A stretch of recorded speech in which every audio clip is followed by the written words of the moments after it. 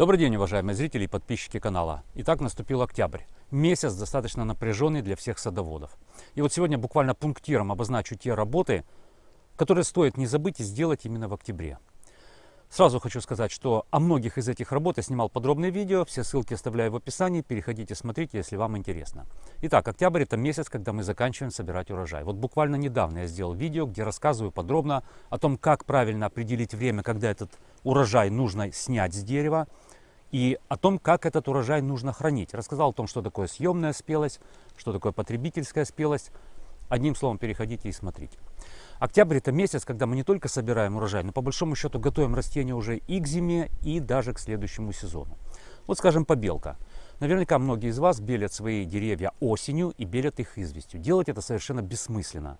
В течение зимы побелка вот такая известковая от дождей, от снегов смоется. А побелка на самом деле нужна нам именно ранней весной. Поэтому, если уж белите осенью, то белите чем-то таким, что не смоется за зиму. Это могут быть водоэмульсионные краски, специальные садовые краски, либо, как я, использую специальные садовые бинты, либо беру, скажем, какое-то старое, да можно и новое агроволокно, режу его на бинты, вот этими бинтами импровизированными, заматываю стволы и толстые скелетные ветки своих деревьев. Потому что побелка нужна ранней весной. Побелка защищает именно от образования морозобоин. Побелка от вредителей и от болезней не спасает. Это миф. Именно как защита от морозобоина она нужна. Именно ранней весной. Следующий важный момент. Вот в южных регионах вы, когда снимете полностью урожай, у растения еще будут вполне работающие зеленые листья, которые еще крепко держатся. И на вот этих наших вегетирующих еще по большому счету растениях в октябре еще остаются и болезни, и вредители. Поэтому совершенно не лишним будет их обработать какими-то подходящими препаратами. Либо химическими, либо даже в некоторых регионах и биопрепараты. Потому что вот у нас, например, температура еще поднимается днем выше плюс 15 градусов. И, в принципе, нормальное время для того, чтобы заселить какие-то микроорганизмы. Чтобы они продолжали работать, продолжали бороться с этими вредителями и болезнями. Опять же, о препаратах видео я снимал, переходите, смотрите. Если же вы живете где-то в северных регионах, вполне возможно, что в октябре, в конце, может быть, октября, у вас уже, в принципе, эти листья будут опадать. Начнется листопад.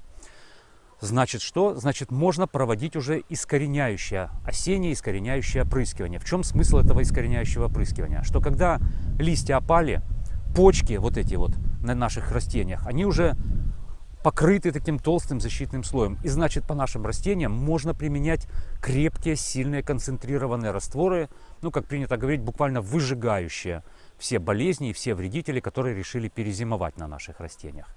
Что такое осеннее искореняющее опрыскивание? Тоже видео есть, переходите, смотрите. Ну, наиболее популярные варианты — это 3% бордоская смесь, либо 7% раствор карбамида. Переходите по ссылочкам, там множество всяких рецептов есть. Дальше. Мульча. Вот смотрите, если вы в октябре сажали какие-то растения, маленькие саженцы с маленькой слабо развитой корневой системой, естественно, эту корневую систему на зиму нужно утеплить.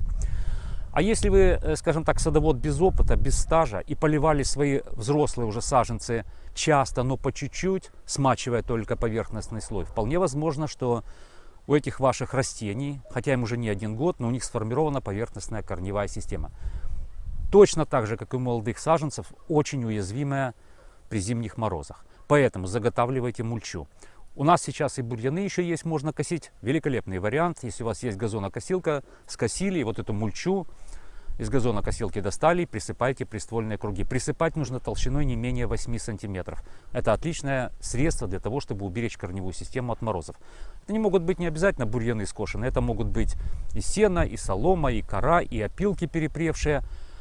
Но имейте в виду, что под мульчой всегда обычно селятся грызуны какие-то, им там комфортно зимуется, и опять же пища рядом, кора наших растений. Поэтому самый лучший вариант — это хвоя, хвоя колючая.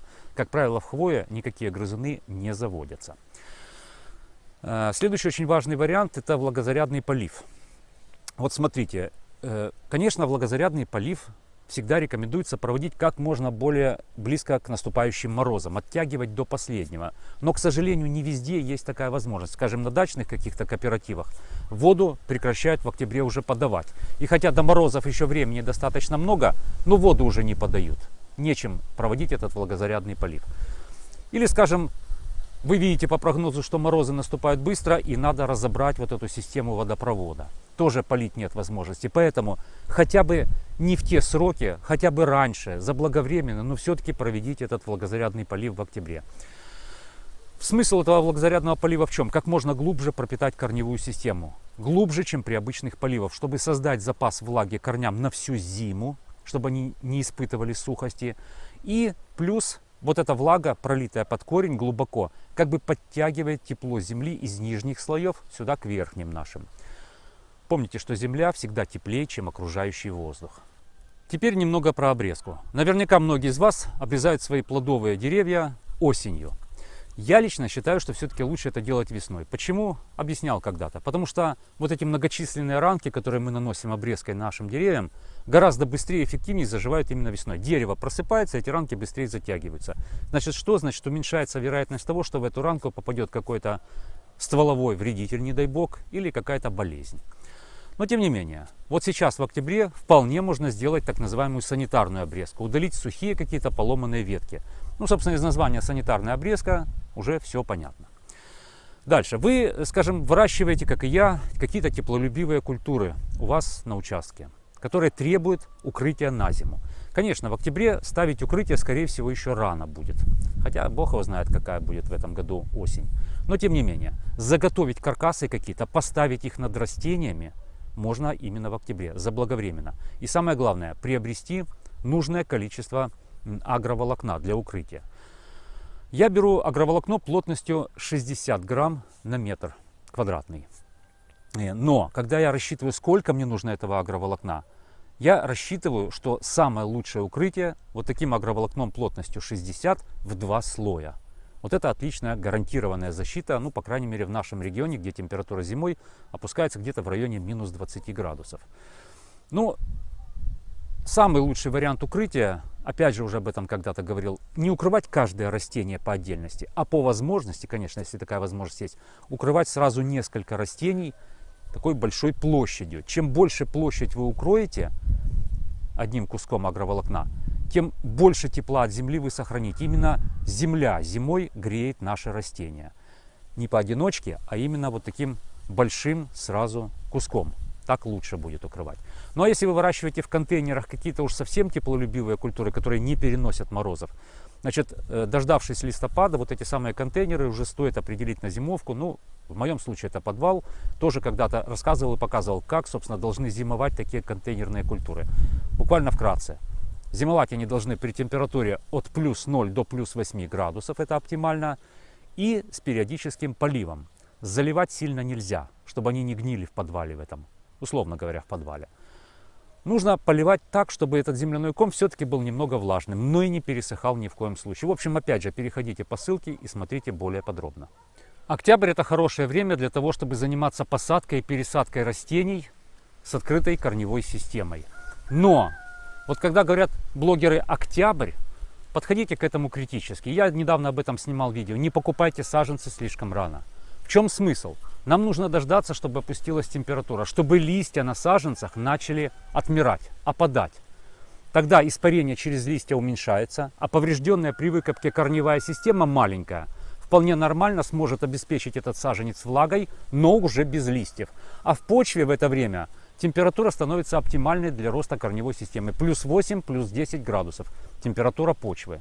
Поэтому в каждом регионе эти сроки свои. Скажем, в северных это может быть начало октября, ну а в южных регионах, вот как у меня, скорее всего это будет где-то уже конец октября, вполне возможно даже ноябрь. Поэтому часть вот этих работ, о которых я сегодня рассказываю, в южных регионах вполне возможно можно будет делать в ноябре. Напомню о том, что мы заранее готовили посадочные ямы к этим посадкам. Опять же, в чем смысл? Если почва бедная, как у меня, или наоборот очень тяжелая, глинистая, то посадочную яму нужно копать большую.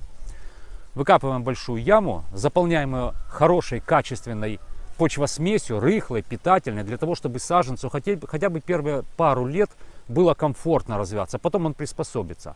Но когда мы копаем большую яму и засыпаем в нее большое количество вот этой почвосмеси хорошей, обязательно эта почвосмесь начнет потихонечку оседать. Если мы сразу посадим туда саженец, естественно, его затянет вниз корневая шейка, заглубится, что недопустимо, саженец не будет развиваться.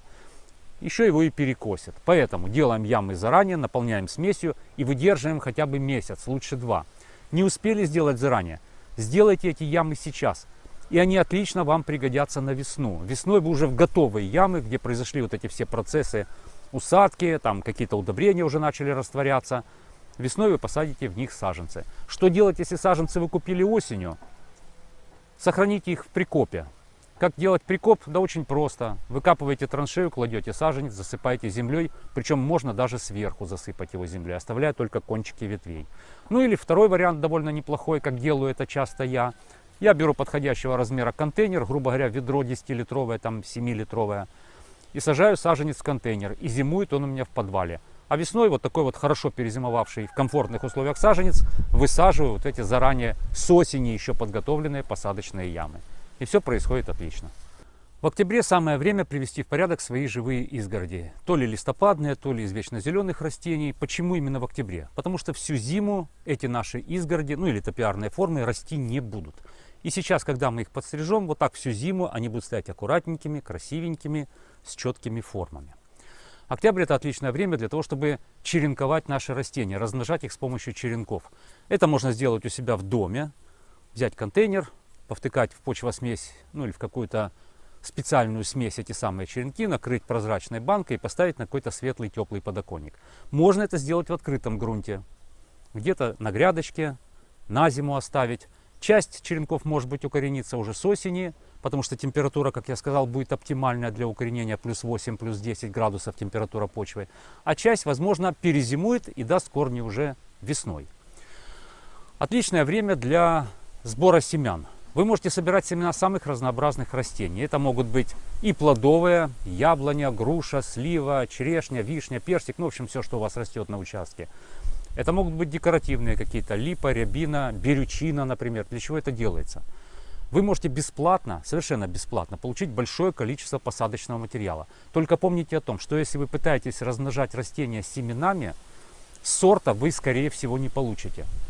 Большая вероятность, что у вас вырастет видовое растение. Но зато вы получите бесплатно, повторюсь, большое количество посадочного материала. То ли, скажем, вот берючина для того, чтобы сделать живую изгородь.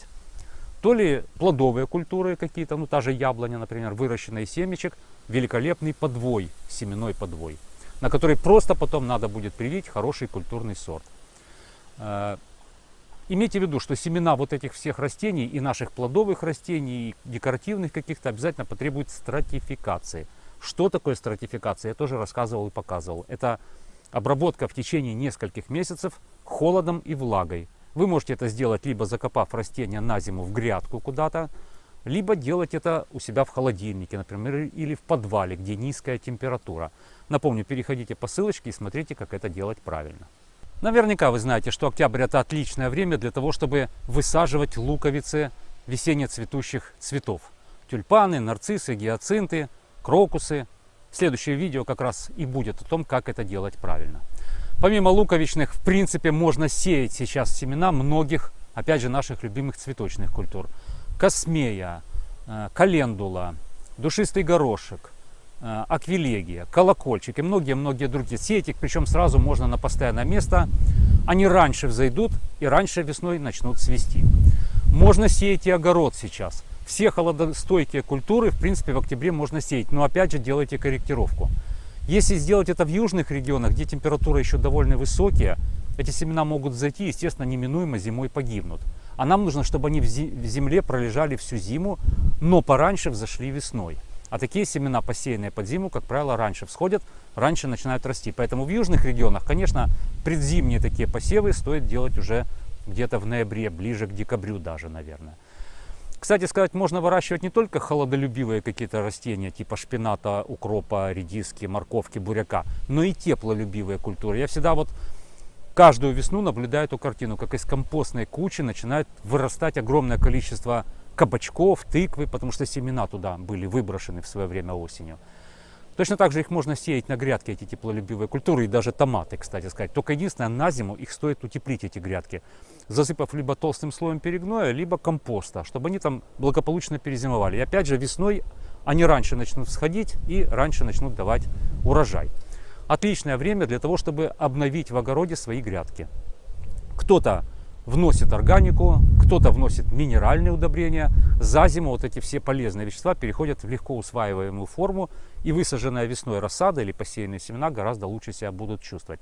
Ну и неплохо было бы, как я вам когда-то показывал, ссылочка оставляется в описании, пролить почву специальным оздоровителем грунта, который все-таки не полностью уничтожит, но снизит риск заболевания фитофторой, ну и прочими болезнями. Эти препараты все есть в продаже, в принципе, вот сейчас их осенью можно и вносить.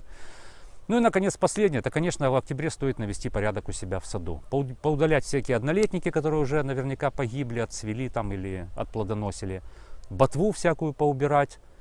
В общем, весь мусор с участка убрать. Естественно, самое время, если вы еще не заложили, заложить компостную кучу, куда все эти растительные остатки стоит сбросить. Да, обязательно уберите все плоды опавшие, всю падалицу, потому что, ну, как вы знаете, наверняка это, в принципе, источник заражения вашего сада уже в следующем сезоне. В общем, наведите порядок, чтобы вам зимой ничего не портило ваш обзор, а ваш взгляд только радовался.